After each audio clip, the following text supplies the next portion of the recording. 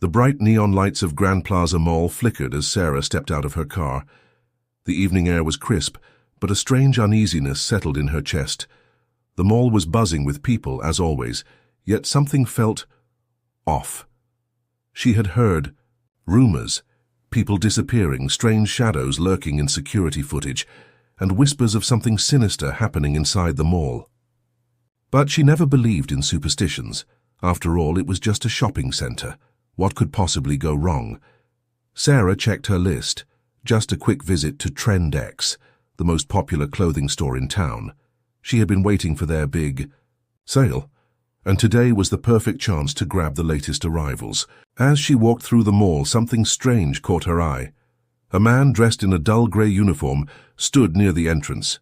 His face was emotionless, his eyes locked on Sarah as if he was studying her. She felt a chill, but brushed it off. Maybe just a security guard, she thought. Inside the store, the atmosphere was different. The usual excitement of shopping was replaced by an eerie silence. The aisles were full of mannequins, but they looked too real.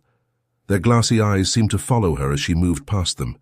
She reached out to touch a dress on display, but her fingers brushed against something cold, colder than fabric should.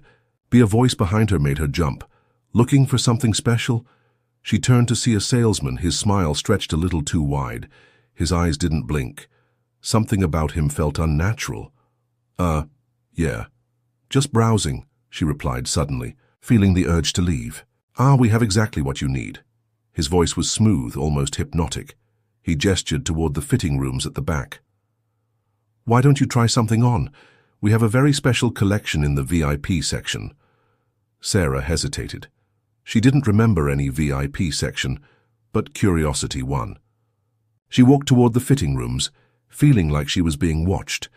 As she stepped inside, the door slammed shut behind her. Darkness, a soft whisper echoed around her. You shouldn't have come here. Her heartbeat pounded in her ears. She fumbled for her phone, but the screen was dead.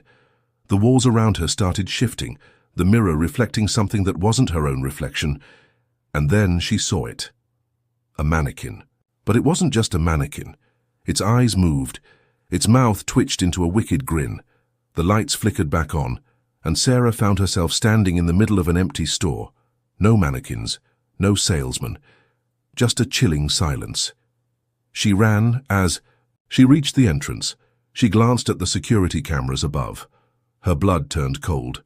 The cameras weren't showing her. They were showing something else walking in her place, something that looked exactly like her. Sarah's breath came in, short gasps as she bolted out of the store, her heart hammering against her ribs. The mall was still bustling with shoppers, laughing and chatting like nothing had happened. But she knew what she saw. She turned back for one last glance at Trend-X. The store was there, bright and inviting, as if nothing was wrong. But her gut screamed otherwise. And then she noticed something even worse, her reflection in the glass storefront. It wasn't moving. Sarah's stomach twisted in terror. She raised her hand. Her reflection didn't. She blinked, but the figure in the glass just stood there, staring back at her with lifeless eyes. Someone bumped into her. Hey, watch where you're... The man stopped mid-sentence, his face going pale. His eyes darted between Sarah and the glass. He had seen it too. Sarah turned to him. Did you...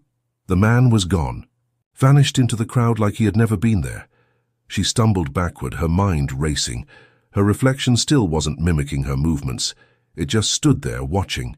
Then, slowly, it raised a hand and pressed its palm against the glass. The lights in the mall flickered. And then, the reflection smiled. Sarah didn't think. She ran. She pushed past confused shoppers, making a beeline for the exit. The automatic doors slid open, and she burst into the parking lot, gulping in the cold night air. She forced herself to look back. Trend-X was still there, looking completely normal. But something in her gut told her she had barely escaped something far worse than she could comprehend. Her car. She needed to get to her car. She fumbled in her pocket for her keys. Her fingers trembled so badly that she dropped them. As she crouched to pick them up, a pair of black shoes stepped into her line of vision. Her breath hitched. Slowly, she looked. Up it was the salesman from the store, the one with the too wide smile.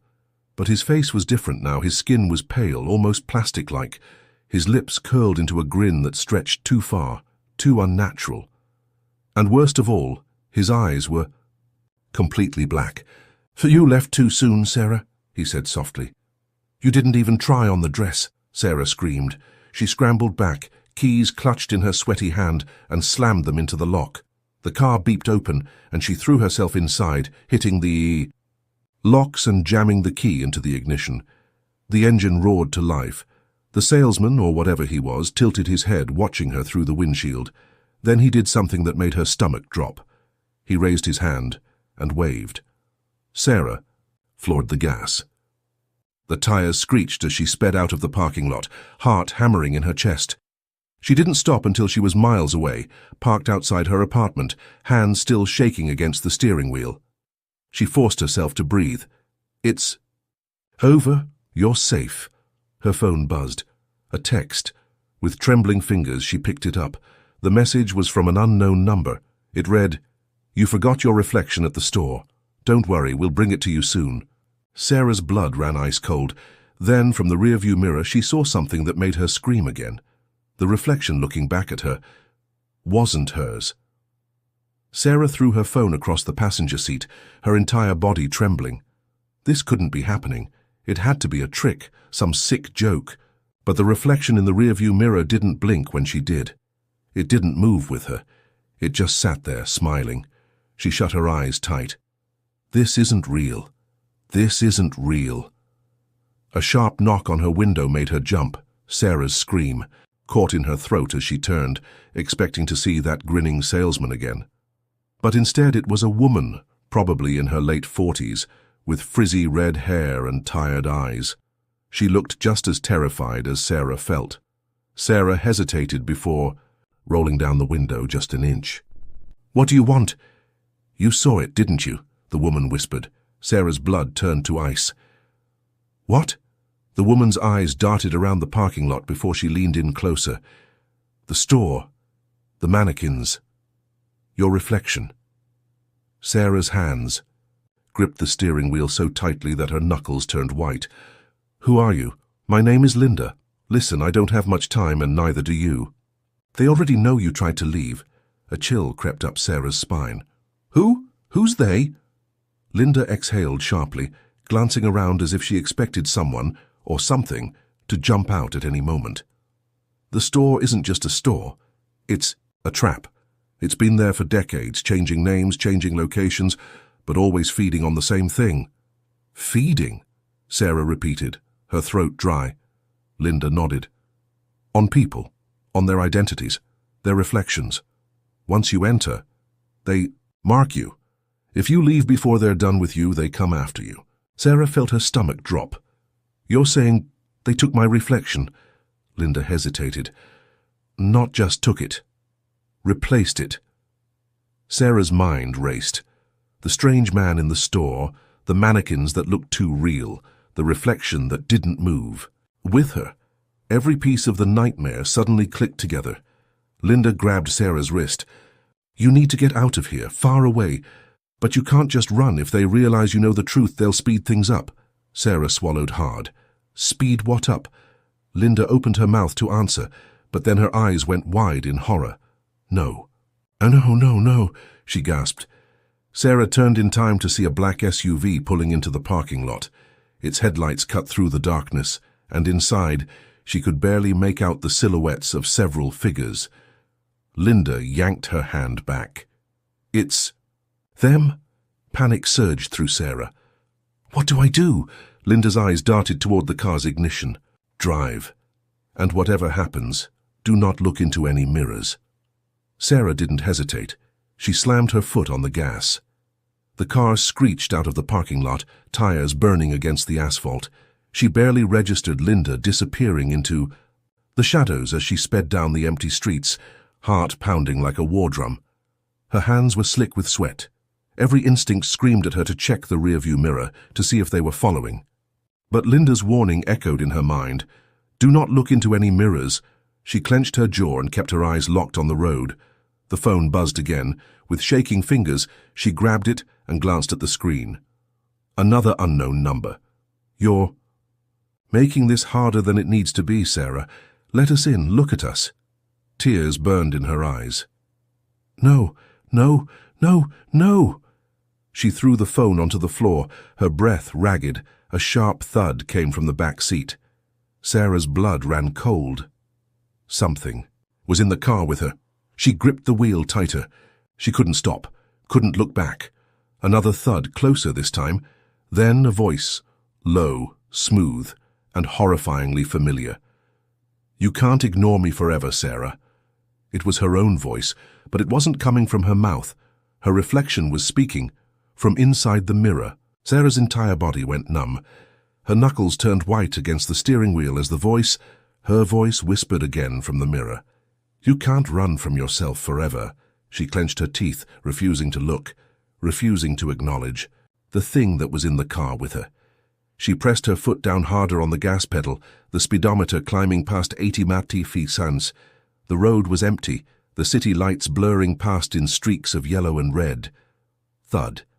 Another sound from the back seat. Closer this time. A cold breath tickled her ear.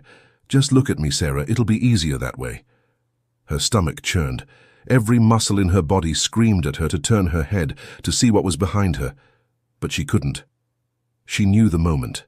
She looked. The moment her eyes met its gaze, it would be over. The phone buzzed again. Her pulse pounded as she dared to glance down at the screen. Another message. Turn left now. Her hands trembled. The road ahead stretched into nothingness. There was no left turn. Then, out of nowhere, a side road appeared, hidden in the darkness. Sarah didn't think. She jerked the wheel, tires screeching. As the car swerved onto the dirt path, the trees on either side closed in, swallowing her in shadow. Her breath came in short gasps, silence. The only sound was the hum of the engine and her own frantic heartbeat. The voice was gone.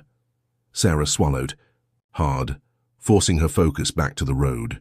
The path wound through the forest, unfamiliar and endless. She had no idea where it led, but she had no choice but to follow. Then, up ahead, she saw something, a cabin. Its wooden structure stood against the night, small but sturdy. The windows were dark, but there was a single dim light flickering on the porch. Sarah slowed the car, gripping the steering wheel tightly. Her phone buzzed once more. Go inside, hurry! A fresh wave of fear crashed over her. Who was sending these messages? How did they know where she was? But then she saw them, headlights in the distance, the black SUV. They had found her. Panic seized her chest. Without wasting another second, she killed the engine, grabbed her phone and ran. Her feet pounded against the dirt as she sprinted toward the cabin, lungs burning. The door wasn't locked. She shoved it open and slammed it behind her, chest heaving. Darkness swallowed the room. Her fingers fumbled for a light switch. The moment she found it, a dim bulb flickered to life, casting eerie shadows against the wooden walls. The cabin was small, almost empty. A fireplace sat cold in the corner. A dusty table stood in the middle of the room. And against the far wall, a mirror. Tall, old, the kind you'd find in an antique shop. Its golden frame was covered in intricate carvings, and its surface was fogged, like someone had just breathed on it. Sarah's heart stuttered. She took a step back. A faint whisper echoed through the room. There you are. Her reflection wasn't fogged anymore. It was watching her.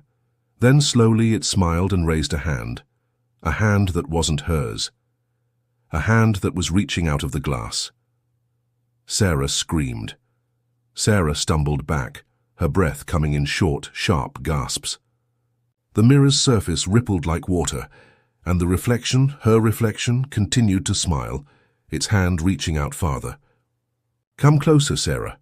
The voice was soft, inviting, almost soothing. But Sarah knew better. She could feel it, that unnatural wrongness radiating from the glass. Her body screamed at her to run, but she was frozen, trapped between fear and disbelief. The reflection's fingers stretched out beyond the surface, its nails dark and jagged. The hand wasn't human anymore. It looked like something that had been trapped in the depths of the earth for centuries, decayed and hungry. The cabin's walls creaked, as if the entire structure was breathing with her terror. Her phone buzzed. In her pocket. With trembling hands, she yanked it out. Another message. Do not let it touch you. Sarah's pulse pounded in her ears. Sarah, the reflection whispered, you're making this difficult. Then, without warning, it lunged, a scream, tore from Sarah's throat as she dove to the side, just in time to avoid the clawed hand swiping at her. The mirror shattered from the force, shards flying in every direction. But the reflection didn't disappear. It stepped out. Sarah barely had time to process the impossible. There it stood, her, but not her. The thing that had been in the mirror. Its smile was too wide, its eyes completely black, its limbs moving in jerky, unnatural motions as if it were learning how to use a body. You left something behind at the store, it purred. Sarah scrambled backward, knocking over a chair. The creature took a step forward, its bare feet leaving dark stains on the wooden floor. We only wanted to trade, Sarah.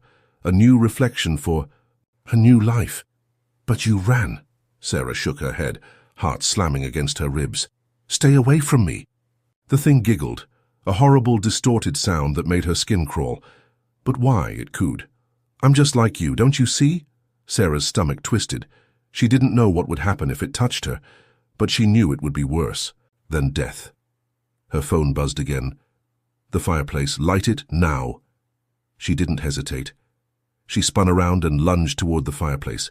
A pile of logs sat inside, and just beside it, a box of matches. Her fingers fumbled as she struck one, the tiny flame flickering to life. No. The creature's voice dropped into something inhuman, a guttural snarl that rattled the windows. Sarah shoved the match into the logs. Flames licked upward, crackling and growing stronger. The cabin shook. The creature shrieked, its skin bubbling and peeling like wax. It stumbled back, its form distorting, flickering between Sarah's own face and something ancient, something hollow-eyed and starving. You can't escape us. Sarah grabbed another match and tossed it into the growing fire. The flames roared higher, casting wild shadows against the walls. The creature staggered, its limbs twisting. Then, with a final ear-splitting shriek, it was sucked back toward the broken mirror, vanishing into the shards like a ghost being swallowed into the abyss. Silence. Sarah collapsed to her knees, gasping for breath. Her entire body trembled. The fire crackled, filling the room with warmth. Her phone buzzed one last time. Leave, don't look back, and whatever you do, never go near that store again. Sarah didn't need to be told twice. She staggered to her feet, grabbed her keys, and ran outside. The black SUV was gone. The road stretched ahead, empty and silent. She didn't stop running until she was behind the wheel, hands gripping the steering wheel so tight they ached. As she drove away, she made herself a promise. She would never, never set foot in another Trend X store again, no matter how popular it was.